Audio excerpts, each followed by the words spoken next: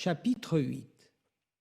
En ces jours-là, comme il y avait de nouveau une grande foule et que les gens n'avaient rien à manger, Jésus appelle à lui ses disciples et leur dit : « J'ai de la compassion pour cette foule, car depuis 3 jours déjà, ils restent auprès de moi et n'ont rien à manger.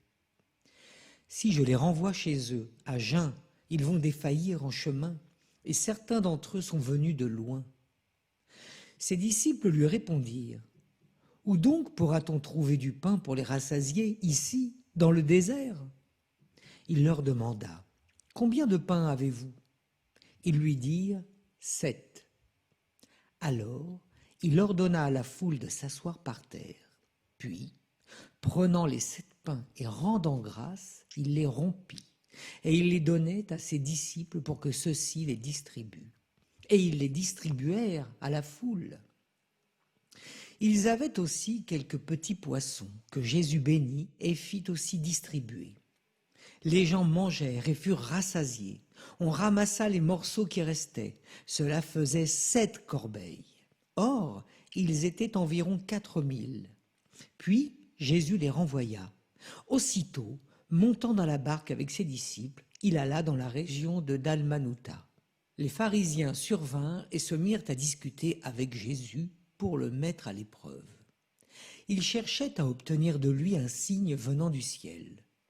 Jésus soupira au plus profond de lui-même et dit : « Pourquoi cette génération cherche-t-elle un signe ? Amen, je vous le déclare, aucun signe ne sera donné à cette génération. » Puis il les quitta, remonta en barque, et il partit vers l'autre rive. Les disciples avaient oublié d'emporter des pains. Ils n'avaient qu'un seul pain avec eux dans la barque. Or, Jésus leur faisait cette recommandation : « Attention, prenez garde au levain des pharisiens et au levain d'Hérode. » Mais ils discutaient entre eux sur ce manque de pain. Jésus se rend compte et leur dit : « Pourquoi discutez-vous sur ce manque de pain ? Vous ne saisissez pas, vous ne comprenez pas encore. Vous avez le cœur endurci. Vous avez des yeux et vous ne voyez pas. Vous avez des oreilles et vous n'entendez pas. Vous ne vous rappelez pas ? Quand j'ai rompu les 5 pains pour 5000 personnes, combien avez-vous ramassé de paniers pleins de morceaux ? » Ils lui répondirent : « 12. Et quand j'en ai rompu 7 pour 4000, combien avez-vous rempli de corbeilles en ramassant les morceaux ? » Ils lui répondirent : « 7. » Il leur disait : « Vous ne comprenez pas encore ?» Jésus et ses disciples arrivent à Bethsaïde. Des gens lui amènent un aveugle et le supplient de le toucher. Jésus prit l'aveugle par la main et le conduisit hors du village. Il lui mit de la salive sur les yeux et lui imposa les mains. Il lui demandait : « Aperçois-tu quelque chose ?» Levant les yeux, l'homme disait : « J'aperçois les gens, ils ressemblent à des arbres que je vois marcher. » Puis Jésus de nouveau imposa les mains sur les yeux de l'homme. Celui-ci se mit à voir normalement. Il se trouva guéri et il distinguait tout avec netteté. Jésus le renvoya dans sa maison en disant : « Ne rentre même pas dans le village. » Jésus s'en alla, ainsi que ses disciples, vers les villages situés aux environs de Césarée de Philippe.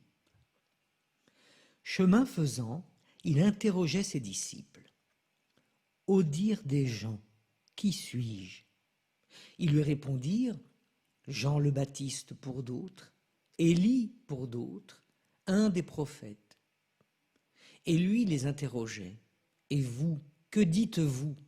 Pour vous, qui suis-je » Pierre, prenant la parole, lui dit : « Tu es le Christ. » Alors il leur défendit vivement de parler de lui à personne.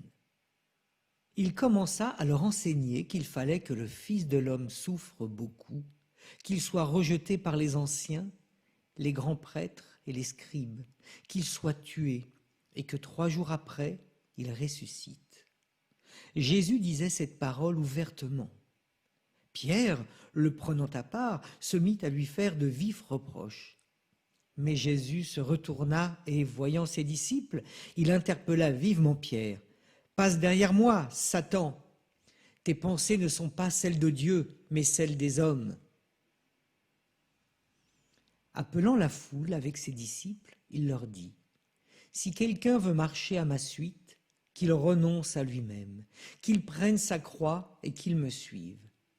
Car celui qui veut sauver sa vie la perdra, mais celui qui perdra sa vie à cause de moi et de l'Évangile la sauvera. Quel avantage en effet un homme a-t-il à gagner le monde entier si c'est au prix de sa vie ? Que pourrait-il donner en échange de sa vie ? Celui qui a honte de moi et de mes paroles dans cette génération adultère et pécheresse, le Fils de l'homme aussi aura honte de lui quand il viendra dans la gloire de son Père et les saints anges. » Il leur disait : « Amen, je vous le dis, parmi ceux qui sont ici, certains ne connaîtront pas la mort avant d'avoir vu le règne de Dieu venu avec puissance. »